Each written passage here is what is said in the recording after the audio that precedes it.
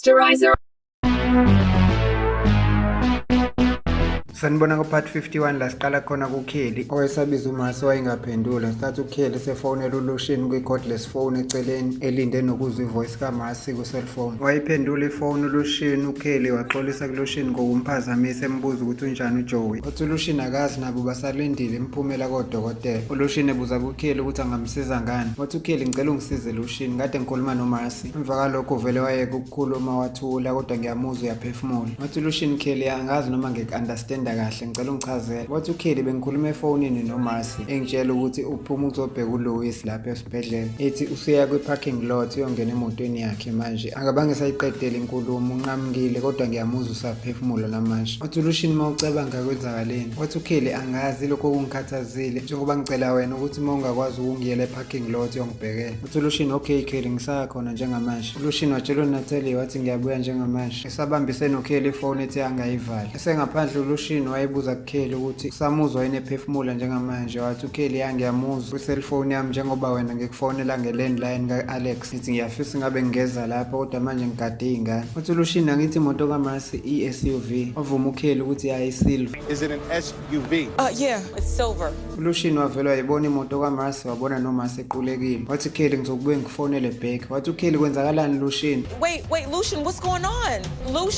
Lucian waqalaza wababona abasebenza esibhedlela bamemeza bafika bazombambisa uMasi. uKelly wayesakhuluma yedwa ethi inkosi ngicela usize uMasi. Ethi kanti lo busuku banamhlanje kwenzakalani? Wakhala iselfone yakhe ngenkathi efonela uLucian. Wathi uLucian khululeka Kelly, umngane wakho right, njengamanje unakekelwa udokotela. uKelly ekhala ethi kanti Lucian lo busuku banamhlanje bunani. uLucian emtshela ukuthi akhululeke angabe sakhala uMasi uzoba right. uKelly wathi nawe ngiyazi Lucian ukuthi nisabhekene nobunzima ninoNatalie kodwa ngibongile kakhulu ngosizo lwakho. Ethi uneshow ukuthi uMasi u-right. Wathi uLucian hayi u-right uMasi. Wathi uKelly ngicela uma uzokwazi ukuthola ithuba ungitshelele yena ngifonela. Wathi uLucian khululeka ngizokwenza lokho. Bavalelisa bavala amafoni. uBen wafonela u-Edward. Wayiphendula ifoni u-Edward. wathi uBen, Edward uMrs Louis Holmes usephaphema. Wathi u-Edward okay ngiyabonga Ben ngiyeza manje. Wathi uBen ngeke ukwazi ukukhuluma naye Edward ngoba nawe usegadwe i-FBI. Wathi u-Edward uphinde wabhema umjovo wena lesa salukazi singagadwa i-FBI. Wathi uBen ngempela ngisusiwe laphana mina kuthiwa lo muntu usengaphansi kwe-FBI. Wathi u-Edward yenzeke kanjani into enjalo? Wathi uBen angazi but kuqale kwafika uLucian kwathi emva kwe-hour kwafika imember ye-FBI. wethuka u-Edward ethi qonda ungitshela ukuthi uqale kwafika uLucian emva kwe-hour kwafika i-FBI. Wathi uBen futhi naye uMrs Holmes uvele kangakhombisa ukuba umuntu ovuka ekuqulekeni ngathi esekhuluma naleyo muntu we-FBI. Wathi u-Edward ongiyeka indaba yesalukazi wena ngibuza indaba kaLucian. Acase wavala ifoni u-Edward wahamba kuSteven. Wathi Steven kungakanani okwaziyo ngoLucian? Wathi uSteven awuhlukane nami Edward. Wathi u-Edi ngilalele lento ibalulekile, uBen esibhedlela ureplacewe i-FBI bamsusa la kade semfake khona. Wathi uSteven yenzeke kanjani leyo nto? Wathi u-Edward khamba uLucian kwazothi emva kwe-hour kwafika umuntu we-FBI wareplace uBen. Wathi uSteven ayisho ukuthi iqondanele leyo nto. Wathi u-Edward ayikho into engaqondana la Steven, uLucian uyi-FBI uthunyiwe. Wathi uSteven ngithe hlukana nami Edward ngibhizi la. Wathi uSteven wena Edward kufanele ukuhlukana nama-drugs, uLucian uyiphoyisa elisebenzela la ekhaya. Wathi u-Edward angimazi umuntu onganaki njengawe ngikutshela into ngcono ngifonela uCaptain ngimreportela. Wathi uSteven ngizoxabana nawe uma ukafonela uCaptain ngale nonsense ngithe ehamba la. Wathi u-Edward uzoziba ukuthi uLucian uyi-FBI bese yakubopha. uSteven wayivalela i-office wakhipha ifoni wafonela uLucian. Wathi uSteven Lucian kuzomela uqaphele u-Edward khona umqondo phezu kwawo kade ngibuza ukuthi kwenziwe yini ukuthi uBen areplace i-FBI after sekhambe wena. Wathi uLucian wena umphendule wathini? Wathi uSteven ngimtshelile ukuthi ayikho leyo nto wena usebenza la ekhaya uyiphoyisa. Wathi uLucian ukukholiwe uma usho njalo. Wathi uSteven azange angikholwe Lucian kuzomela uqaphele. Wathi uLucian Steven ngasho kanjani sekuzomela ngiqaphele? Bekumele ngiyeke u-Edward ayibulala isalukazi. Wathi uSteven ungangizwa kabi Lucian angikugxeki ngento yenzile. Kanti Steven ukuyiphi team ndoda ngisakuqondi. Wathi uLucian Steven fanele udedele uBradley ahambe ekhaya. Wathi uSteven hayi ngiyomkhipha manje. u-Edi wabuza call center ukuthi uba uzobackup u-Andrew emaplazini. Wathi lo sisi bengisalinde impendulo kuSteven. Wathi u-Edward khululeka kuzohamba mina. Wathi lo sisi kwangcono esathi utshela uSteven wamthulisa u-Edward wathi hayi ungamtsheli ukuthi kuzohamba mina. Yamazi uzoloku engibambezele ngixoxisa kanti u-Andrew ngilindile naye. Lo sisi wathi ku-Edi uyabonga ngathi u-Edi sehamba esemaplazini ngo-Andrew no-Alex.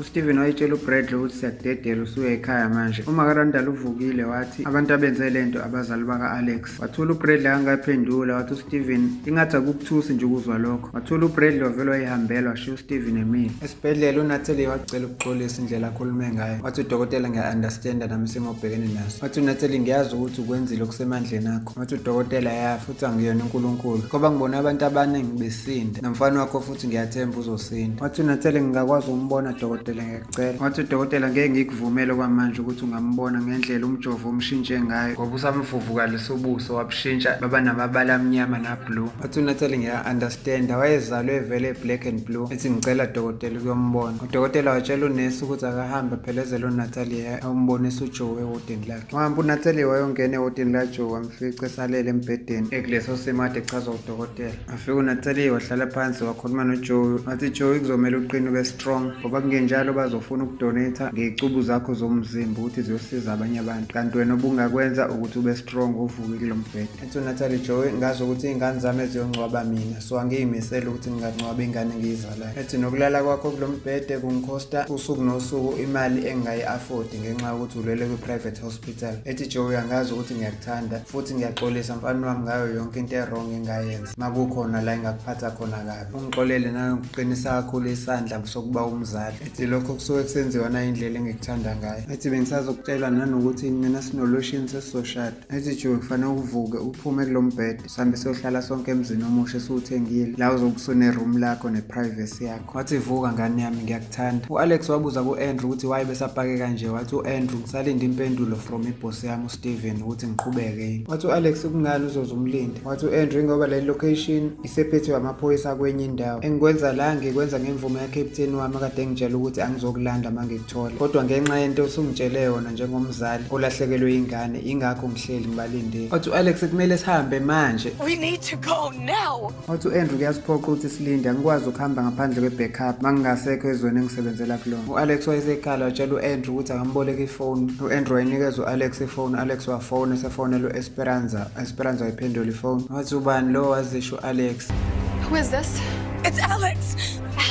Wabuza u-Esperanza ukuthi Alex ukuphi. Wakhala u-Alex wathi Esperanza abazali bami bafike bathatha ingane yami. Ethi balimaze uRandall bathatha ingane yami. Esperanza ngicela ungisize. Wathi Esperanza Alex ngicela wehlise umoya ungitshele ukuthi ukuphi. Wathi Alex ngishayise imoto yami ngaqhubeka ngeenyawo ngathathwa elinye iphoyisa isemotweni yalelo phoyisa. Wathi Esperanza linikeza ifoni ngikhulume nalo. Alex wanika u-Andrew ifoni. Mase ekhuluma efonini u-Andrew ethuka u-Esperanza ethi ayibo Andrew wenzani kude kanje ngemoto yaseMaxine. Wachaza u-Andrew u-Esperanza ukuthi uSteven ubevumile ukuthi angahamba ayobheka u-Alex. U-Andrew wabuye naye epolice station. Wathi u-Andrew kodwa manje u-Alex uyangikhalela ukuthi ingane yakhe ikidnaphiwe yona azoyilandela. Wathi u-Esperanza kodwa u-Andrew yazi nje ukuthi ngeke uzokwazi ukuhamba uye lapho ngaphandle kwe-backup. Wathi u-Andrew nami ngilinde yona i-backup. Wathi uSteven akakabuyeli back nempendulo. Wathi kodwa naye u-Alex ufuna sihambe manje. Wathi u-Esperanza okay mbuyisele ifoni u-Alex. U-Andrew wanika u-Alex ifoni. Wathi u-Esperanza Alex ngicela ungilalele kahle ngizocela uhlale ulinde lapho nalelo phoyisa ngoba i-backup yezi sendleleni. Wathi u-Alex Esperanza awu-understand uma nje ingane yami phakathi kokufa nokuphila. Wathi u-Esperanza ngiyaku-understanda lokho Alex ngicela ungitshele ukuthi ukuphi njengamanje. Wathi u-Alex angazi ngathi sikulo mgwaqo highway 31. Ekhala u-Alex ethi kodwa Esperanza ngifuna ukuhamba. Wathi u-Esperanza ngeke uzukwazi ukuhamba hlala lapho no-Andrew. Wathi u-Esperanza Alex ngicela uhlise umoya ulinde i-backup uzohamba naleli phoyisa elizofika selizo-backup u-Andrew kuwumthetho lokho. U-Esperanza wabuza amagama abazali baka-Alex wamtshela u-Alex ebuza ne-address. Wamtshela u-Alex u-Esperanza ifaka kwikhompyutha ethi le information izosiza. Watshela u-Alex ukuthi uzobuya mfonela. U-Esperanza wafaka leyo information kwikhompyutha wasuka lapho wahamba eseya ku-senior captain uSteven embuza ukuthi umthumele kanjani umuntu ehamba yedwa endaweni out of location. Ethi ngoba ngiqeda ukukhuluma no-Andrew manje efonini uno-Alex. Wathi uSteven ngimtshelile nje u-Andrew ukuthi akabuye no-Alex. Wathi u-Esperanza uthe u-Andrew ubekutshelile ukuthi ulinde i-backup. Wathi uzombuyela nempendulo for ukuthi umthumelele i-backup for umuntu abazoya naye emzini wabazali ba-Alex. Wathi uSteven uyabheda u-Andrew. Wathi ngimbize la i-radio ngesikhathi ekhipha i-radio Steven. Wathi u-Esperanza Steven uzozutshelwe yimina ngalona iphoyisa. I-radio ka-Andrew i-out of location ngeke uzakuzwa. Ethi wena khuluma ukuthi kumele benze njani. Kunengane laphana encane ephakathi kokufa nokuphila. Ngazi noma uyaku-understanda lokho. Wathi uSteven ngiyaku-understanda. Wahamba uSteven. U-Esperanza wabona uBradley wammisa ngenkathi embingelele. Wathi u-Esperanza Bradley bengifuna ukukutshela nje ukuthi abazali baka-Alex bakidnaphe uRandall nengane. Wathi wathi uBradley makunjalo phela usefile wasuka wahamba uBradley wakhuluma yedwa uEsperanza wathi besikhona isidingo sokuthi asho leyo nto. Ngenkathi esele uEsperanza efonela uKelly wayi-answer ifone. uEsperanza etshela uKelly ukuthi uBradley akayenzanga lento kuthiwa abazali baka-Alex. Wathi uKelly nami sengiyazi ngitshele uMasi. Wathi uEsperanza ayikungcono ngoba sesiyazi. Wathi uKelly ayikho into engcono uEsperanza singazi noma le ngane izosinda noRandall. Wathi uEsperanza uqinisile Kelly nami sengiyasho ukuthi kungcono ngoba no-Alex bamtholile. Wathi uKelly hawu Alex utholakele kungcono ithi kazi yena uphephile la khona. Wathi uEsperanza hayi usafe ngoba unephoyisa la khona. Wathi uKelly sekumele sithandazele ingane noRandall ukuthi bayaphila yini. uEsperanza wavalelisa kuKelly wathi uKelly yimalalela Esperanza ungaqala uvala ifone uMasi uqulekile. Wathi uEsperanza yini bekwenze njani unjani yena. Wathi uKelly uqulekele parking lot yasesibhedlela ngisalinda ukuzwa nami ukuthi unjani yena. Wathi uEsperanza wena uzwe ngobani ukuthi uqulekile. Wathi uKelly bengikade ngikhuluma naye efonini mina ngezwe sethule ngingasakhulumi ngafonela uLushini ngoba bengazi usesibhedlela wambheka wamthola eparking lot equlekile. Wathi kodwa uLushini unginikeze ithemba lokuthi uright yena uMasi usenodokotela kwamanje. Wathi uEsperanza ayikho enye into uMasi uqulekiswa ile stress salobusuku banamhlanje. Wathi uKelly kungenzeka nawe ukulamba. Ethi uKelly angikholwa ukuthi uMasi uke wadla ever since kwenzeke lezi zinto. Wathi uEsperanza ngisakhona esibhedlela ngizodlula ngimthengele something azoyidla noma eburger fast. Wathi uKelly ngeke eburger fast ekuvaliwe ngalesikhathi ucabanga ukumbhekela into ezodliwa la efrijini ka-Alex. Ngesikhathi ethi uyobheka efrijini wavula ifriji ka-Alex uKelly wathi kanti akudliwa lutho la. Wahamba wathatha ukhiye wakhe esephuma eseya kwakhe. Wahamba uKelly esemzini wakhe for ukuyobhekela uMasi into abazomphathela yona azoyidla esibhedlela. Ngathi emfakela lezo zinto kwi-brown bag. uKelly wethuswa ukuzwa izinja ikhonkotha kwamakhelwane. Mayethi yabuka ewindini likaJustice livuliwe. Ukhuluma yedwa wathi ngiyazi uJustice akalishiyanga iwindi livuleke kanje. Wahamba uKelly wayesesabe ezama ukuyovala iwindi lasekamereni laJustice. Wahamba uKelly wafika walivala iwindi laJustice. Kodwa wethuka uKelly mayethuswa ukubona uTravis emile. Wathi uKelly ngiyacela Travis ngicela uphume la endlini. Wathi uTravis ngizela kuzoxolisa Kelly. Wathi uKelly ngiyakuxolela ngicela uphume. Wathi uTravis no ngiyaxolisa ngempela Kelly angazi ngingenwe yini ngenza ngezi zinto engathi ngiyahlanya ekhanda. Wathi uKelly njengoba ngishilo ukuthi uxolo lwakho ngiyalimukela ngicela uhambe. Wathi uTravis Kelly uphuma. Wathi uKelly ngiphuma kwamakhelwane emzini kaAlex. Wathi uTravis ubungifonelelana amaphoyisa. Wathi uKelly angikaze ngifonela amaphoyisa. Wathi uTravis kade ezowenzana amaphoyisa la. Wathi uKelly amaphoyisa beyemzini kaRandall khona ingozi evelile khona. Ngesikhathi ekhuluma noTravis uKelly isandla sakhe sasingakwenduku ye-baseball. Wathi uTravis ngiyaxolisa ukuthi ngiqekezele endlini yakho bengilethe ukukuthanda Kelly ngiyakuthanda Kelly. Wathi uKelly ngicela uphume uhambe Travis lapha induku ye-baseball wayesebambelele kuyona uTravis engabona. uTravis wathi okay sengiyahamba wathi ngasemnyango wathi ngiyakuthanda Kelly. Wathi uKelly okay. Wathi uTravis ungasho kanjani ukuthi okay wena ungithanda yini kanti. uKelly wayesaba wathi ngisho ukuthi okay nami ngiyakuthanda. Wahleka uTravis wathi usungithusile. Wathi uTravis okay ngicela ukuthatha ihug.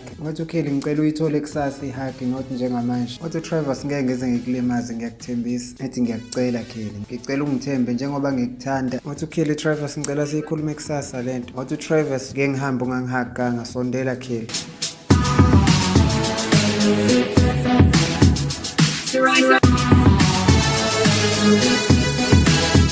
uTravis wathi ucela ukulala la. Wathi uKelly ngeke namhlanje Travis ngoba uAlex uyangidinga ngenxa yengane encane yakhe anayo. Wajabula uTravis wathi uAlex unengane encane angithi ifana noBradley. Wavuma uKelly wayehleka naye saba. uTravis wabamba isisu sikaKelly wathi angithi neyami iyakhula la. Wathi uTravis umgcineni lo mfana wamakhelwane. Wathi uKelly noswahamba waye-Utah. Wajabula uTravis wathi hayi okay kungcono. Wathi uKelly ngisacela ukuhambe mina ngigade umuzi wamakhelwane. Wathi uTravis okwamanje ngizokudedela uhambe woza ngikuphele. Wathi uKelly hayi ngizoba right. Wathi uTravis no asiphumisane baphuma sebengaphandle. Travis wayengayekeli ukutshela uKelly ukuthi uyamthanda. Wazwatshela uKelly ukuthi uyobulala umuntu uma engakambone nenye indoda.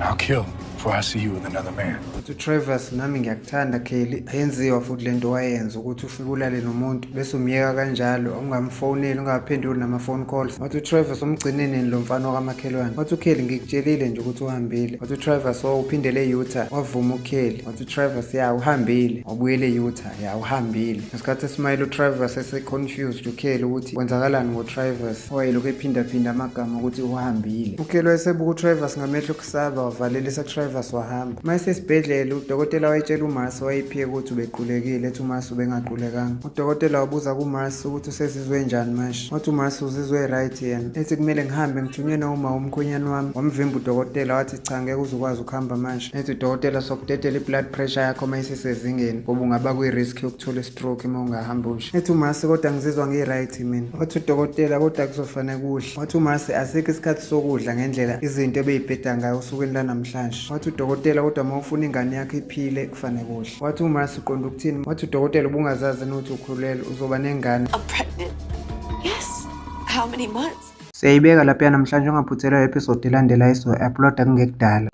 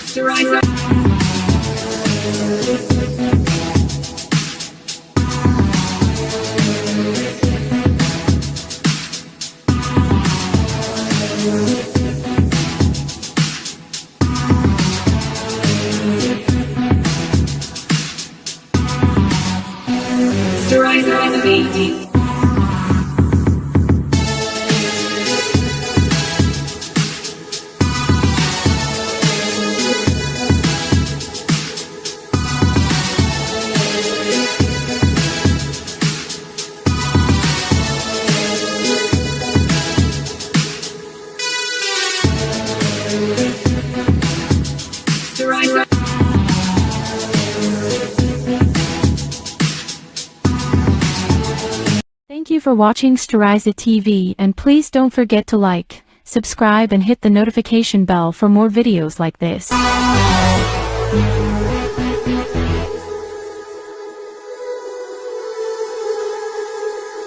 Steriza TV.